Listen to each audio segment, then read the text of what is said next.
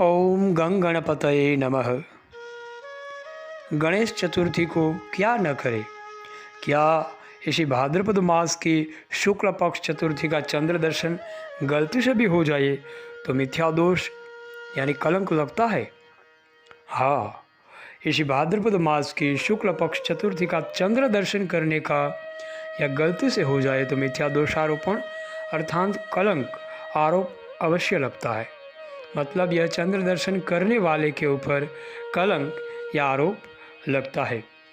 पुराणों के अनुसार चंद्रलोक में गणपति पधारे थे, तब चंद्र ने अपनी सुंदरता के अभिमानवश भगवान गणपति का पेट मोटा होने के कारण मजाक किया था।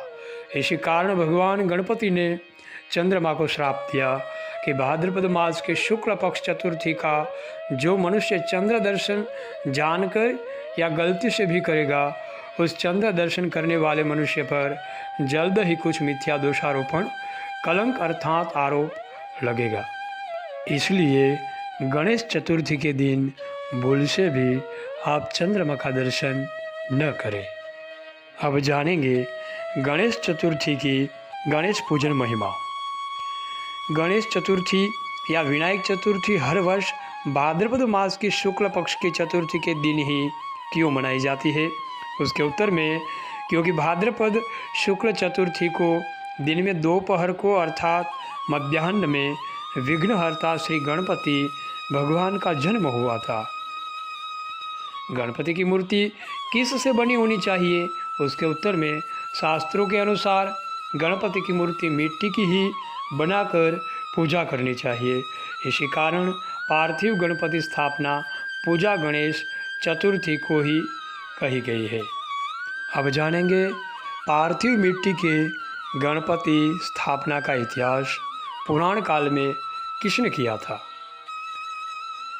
यहाँ पे महाभारत के युद्ध से पहले जब भगवान कृष्ण को युधिष्ठिर ने प्रश्न पूछा कि युद्ध में कौरवों पर विजय प्राप्त करने के लिए क्या उपाय करना चाहिए, तभी भगवान श्री कृष्ण ने उत्तर बताया था कि माता पार्वती जी से उत्पन्न हुए भगवान श्री गणपति जी की भाद्रपद की शुक्ल पक्ष में चतुर्थी के दिन स्थापना करके पूजा अर्चना करनी चाहिए।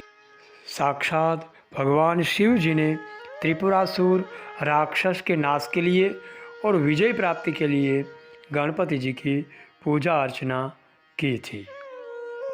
भगवान श्री राम ने भी माता सीता जी को पुनः अयोध्या में लाने के लिए और रावण के ऊपर विजय की प्राप्ति के लिए श्री गणपति जी की स्थापना और पूजा अर्चना की थी।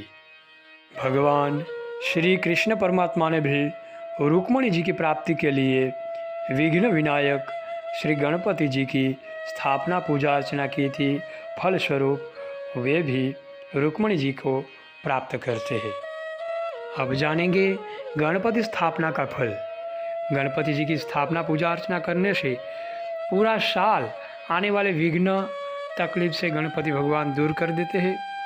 विद्यार्थी को विद्या की अवश्य प्राप्ति होती है, व्यापारी को धन की प्राप्ति होती है, पुत्र की इच्छा रखने वाले को पुत्र की प्राप्ति होती है और मोक्ष की इच्छा रखने वाले को मोक्ष की प्राप्ति होती है। यानी जो भी इच्छा रख के हम गणपति जी का स्थापन पूजन अर्चन करते हैं तो हमारी वो सभी मनोकामनाएं गणपति जी पूरी करते हैं। तो ये थी कुछ गणपति जी के लिए खास बातें। यदि आप और भी कुछ जानना चाहते हैं तो कमेंट बॉक्स में लिख के ज़रूर से बताइए, हम आपको ज़रूर से सहायता करेंगे। ओम गंग गणपतये नमः। चैनल पे नए हैं तो सब्सक्राइब करें।